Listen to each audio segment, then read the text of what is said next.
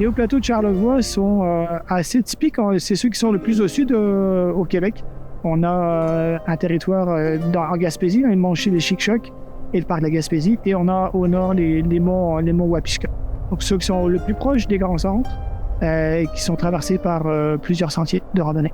La Fondation de la Faune a soutenu le projet des hauts plateaux de Charlevoix et nous sur l'ensemble des 3 phases du projet, que ce soit sur la partie aménagement du territoire, sur la partie transfert de connaissances et aussi sur un volet de sensibilisation et d'éducation. On a commencé ce projet-là il y a 2 ans. On avait déjà aménagé une partie du sentier avec des grands pics et puis de la corde. Le but étant qu'après le Covid, le sommet a été complètement érodé par les marcheurs. Trop de population d'un coup et le climat très rude qui sévit sur les sommets de Charlevoix fait que l'érosion a continué et la végétation a du mal à se régénérer. Donc les aménagements que nous réalisons actuellement, c'est qu'on a réduit la hauteur des piquets qui soutiennent la corde pour qu'il y ait un bénéfice visuel.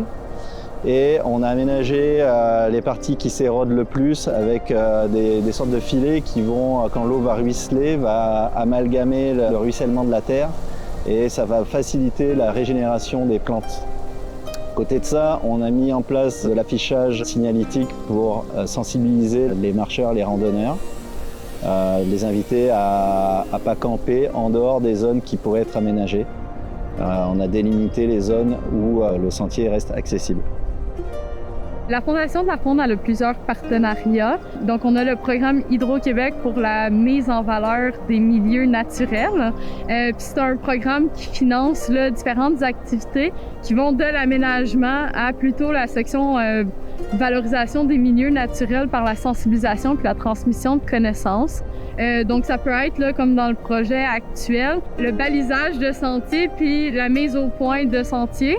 L'écosystème est assez rare et très particulier sur les sommets. Il y a certaines plantes qui ne poussent qu'ici, comme la baie des marais en exemple.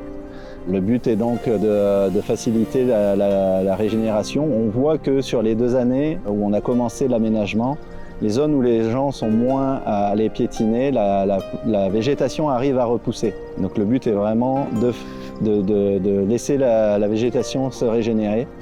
C'est important que le public puisse accéder à ces territoires-là. Chez GEP, on emmène les gens à l'extérieur, on veut qu'ils soient connectés à la nature. Donc, on ne peut pas mettre un écosystème sous cloche. Il y a des territoires qui le font comme ça. Nos partenaires des 2 parcs nationaux le font déjà. De le laisser accessible, oui, mais d'expliquer aux gens les enjeux, les caractéristiques de ces milieux-là fragiles pour qu'ils soient capables de mieux agir la prochaine fois qu'ils vont les traverser. La Fondation de la Faune finance différents champs d'intervention. Donc, tu peux aller de l'acquisition de terres à des aménagements, mais aussi à la sensibilisation et la transmission de connaissances. Donc, on a des projets qui vont vraiment être exclusivement pour la protection, pour la conservation d'espèces en péril, par exemple. Puis, il y a des projets qui sont vraiment plus connectés avec l'interaction entre les humains et la nature, finalement.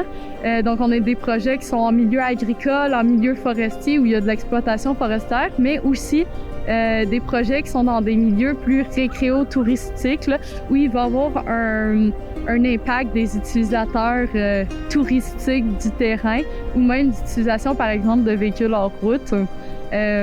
Donc, pour nous, c'est vraiment important de valoriser la conservation dans tous ces milieux-là, puis de permettre aux utilisateurs de continuer à utiliser les milieux, mais de façon plus durable, puis qui sont en accord avec le maintien de l'écosystème puis de la biodiversité qui s'y trouve.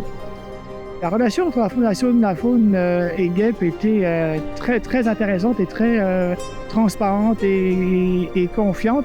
Ils ont été très ouverts, ils sont venus sur le terrain voir les travaux, très impliqués, même très motivants. Donc, on est très, très satisfait de la nature du projet puis de la nature de la collaboration.